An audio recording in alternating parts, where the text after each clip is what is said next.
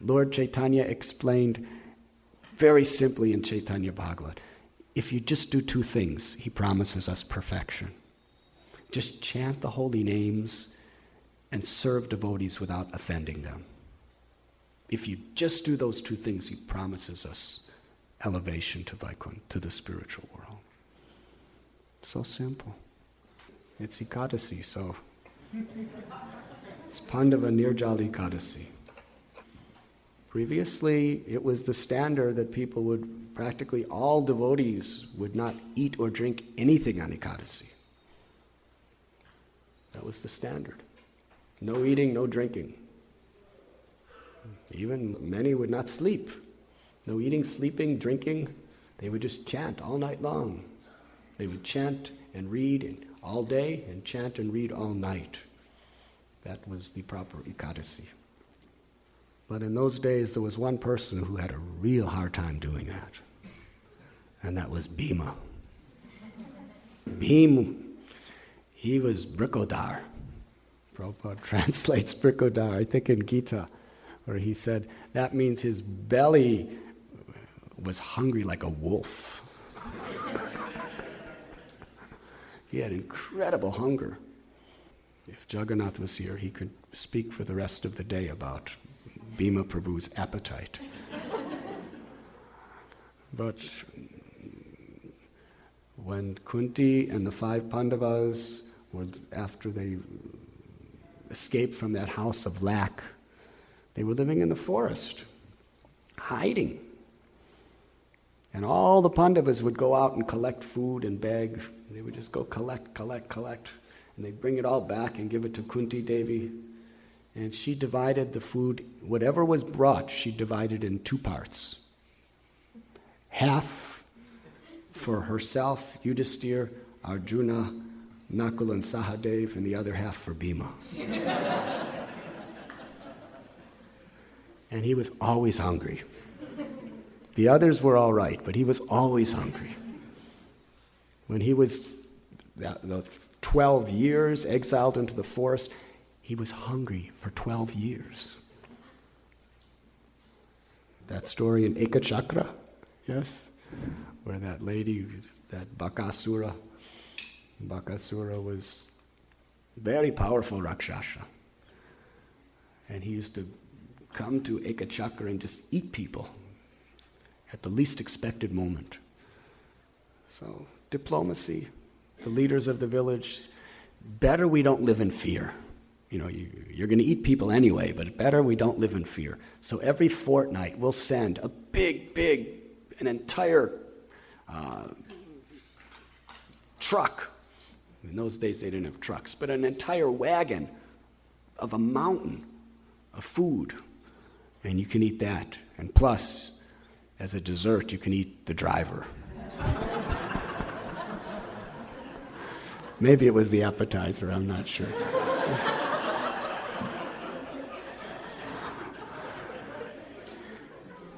So that was scary. You know, each family would have to give one of their sons every fortnight. So it was like rotating. So Kunti and her sons were living in one nice lady's house. She was a widow. She was giving nice hospitality, and she was crying. Kunti said, "What?" Said, "It's my son's turn. It's my only son. He's going to get eaten by Bakasura along with all the other food." So Kunti said, No, I'll send one of my sons. She said, No, I can't let you. You're my guest. I can't let you do that. This is my karma. He said, I have 5 sons. You only have 1. So it's no loss to me. And besides that, my son is all right. So it was secretly done. Because the Pandavas were actually incognito. They weren't supposed to be known. They were hiding. So Bhima was driving that entire wagon of food, and he was so hungry that by the time he got to Bakasura's residence, he had eaten the entire mountain, single-handedly. Bakasura came out, he was just eating the last prasad that he offered it all to Krishna, obviously. He was just eating the last bits of prasad. And Bakasura couldn't believe what he saw. Because every fortnight there's a whole wagon of food and a nice human. And now he sees that the wagon's empty. And not only is he empty, but he saw Bhima just eating it like this. And he ate my food. Bakasura was so angry, he just came out screaming and roaring and blaspheming and attacked Bhima. And Bhima he wanted to get those last bits of prasad.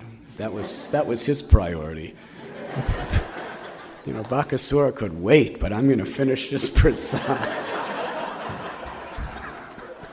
So with one hand, he was just pushing Bakasura like this, and with the other hand, he finished eating.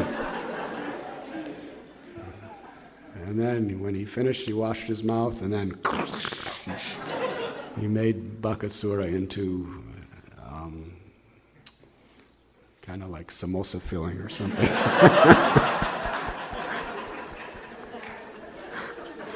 He was indistinguishable. Everything was just one mass of human flesh, rakshasa flesh. So now Bhima was very, very powerful digestion and very severe hunger. So he approached Krishna and said, this, every 2 weeks fasting. I mean, for the other devotees, it's difficult, but for me, it's very difficult. It's very difficult. You're the protector of the devotee. Please save me. 24 times a year to fast without food and water. I'm Bhima, Brikodar. So Krishna gave a concession. He said, on this one day, if you just fast without food or water for this one day, then all the times that you've eaten some, non-grain food, because absolutely no grains, Bhima would not do that on Ekadsasi.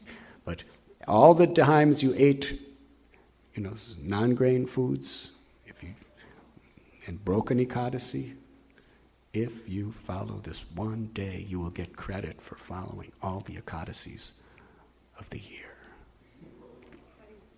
Hare Krishna. So Bhima liked that. And by his mercy, that same benediction is upon all of us. That if we break Ekadasi, if we eat grains and everything, then it doesn't work so much. But if we actually get credit. If there was any discrepancy, involuntary discrepancy or whatever in our following Ekadsasi, everything becomes regularized and perfect if we follow this Pandava Nirjal Ekadsasi without eating or drinking anything. Hare Krishna. So it's a special benediction. You were listening to Radhanath Swami on devotionalnectar.com.